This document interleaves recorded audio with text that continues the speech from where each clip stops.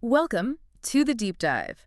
Have you ever been scrolling through your TikTok For You feed and just thought, man, I really wish I could just block every single video about, I don't know, X, Y, or Z? Oh, definitely. Like that one trend that just won't die. Exactly. Or maybe it's a show you haven't watched yet, you want to avoid spoilers, or, yeah, a trend you just cannot stand. Well, get ready because TikTok just launched something that might be exactly what you've been waiting for. Mm. It's their new AI-powered smart keyword filters.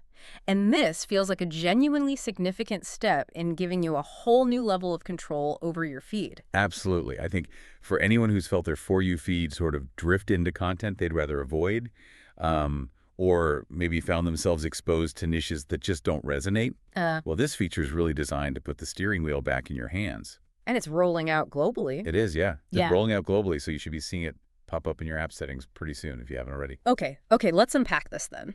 Our mission for this deep dive is to explore exactly how this new AI function works, what makes it a genuine game changer compared to, what TikTok offered before, Right? and maybe what the broader implications are. For you, the user, and maybe even for the platform itself, we're aiming to give you the shortcut to really understanding this update. Sounds good. So at its core, the function is actually delightfully straightforward. You can simply go into your settings Okay. and type in keywords or phrases you want to filter out of your For You feed. Simple as that initially. But here's where it gets really interesting, right? And where the smart keyword filters comes in. Because in the past, if you wanted to block something, it was largely, well, manual, blocking specific accounts or hitting not interested again and again. Yeah, hitting not interested, hoping the algorithm would eventually get the hint. Exactly. Now, TikTok's AI can actually predict and filter out variations of words and phrases. So what does that actually mean in practice? It means it's not just a simple text match, which is the key thing. So for instance, if you're trying to avoid spoilers for that new movie everyone's talking about or a popular TV series. Right, major pet peeve for a lot of people. Totally. So you type in the title.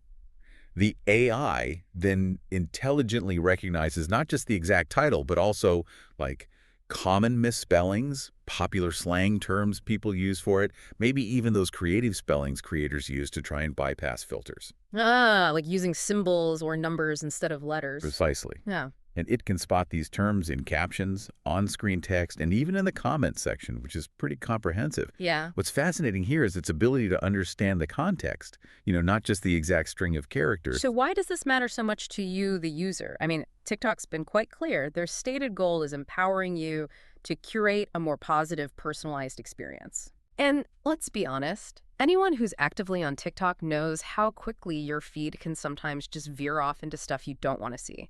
It could be trends you find annoying, or even topics that are genuinely, overwhelming or triggering. Definitely. So this isn't just minor tweaking. It feels like it gives you a proper tool, like a digital scalpel for your feed. Exactly. And that flexibility is absolutely key. It's not like a permanent block forever. Oh, right. If you decide a month from now that you actually do want to see content about that particular TV show, or maybe that trend has grown on you, you could just go back and unfilter the keywords. Okay, that's good. Yeah, that level of dynamic control over your personalized feed is, I think, a really crucial differentiator here. It's also interesting that TikTok isn't just reacting to what you type in, right? They're actively using machine learning to try and stay ahead of what they call content evasion. How does that work? Is it like a digital cat and mouse game? Uh-huh. Well, in a way, yes. I mean, the AI is designed to spot patterns.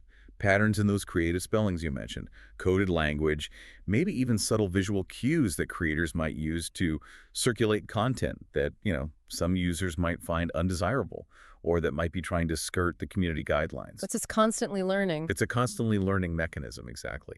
As user language evolves and creators adapt their tactics, the AI adapts too, and it gets smarter over time to keep the filter effective. So yeah, it's almost like having a personal digital bodyguard for your feed, constantly learning the bad guy's new tricks, so to speak. That's a pretty compelling idea for users, that constant learning. But let's flip the coin. How does this sophisticated AI impact the creators, the people actually making the videos and trying to reach an audience? That's a really important point. Will they need to constantly change how they tag or caption things just to make sure they're not accidentally getting caught in someone's personal filter? Especially if users start filtering out fairly common terms. That is a crucial question about the creators. And taking that a step further, there's another important consideration, maybe a potential downside for users themselves. Oh. Like what?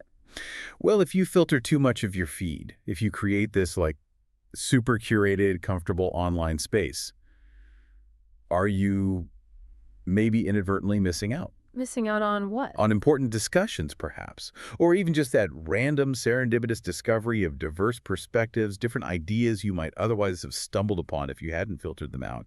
It raises that question of creating accidental echo chambers, right? Yeah, that's a fair point. Though, to be clear, TikTok's stance is that this is entirely optional. It's completely up to you, the user, whether you use it or not. Right, it's opt-in. And they also stress it doesn't replace their main moderation systems.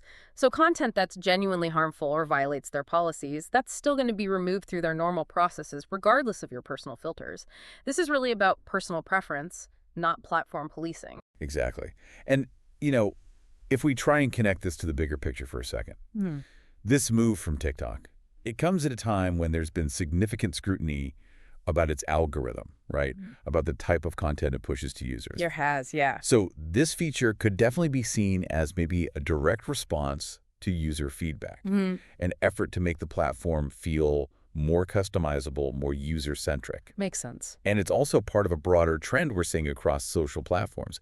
We've seen similar tools like Instagram's keyword mute feature or YouTube's don't recommend this channel option. Yes, I use that one. Right. They're all aiming to shift a bit more power and maybe responsibility for content curation back into the user's hands.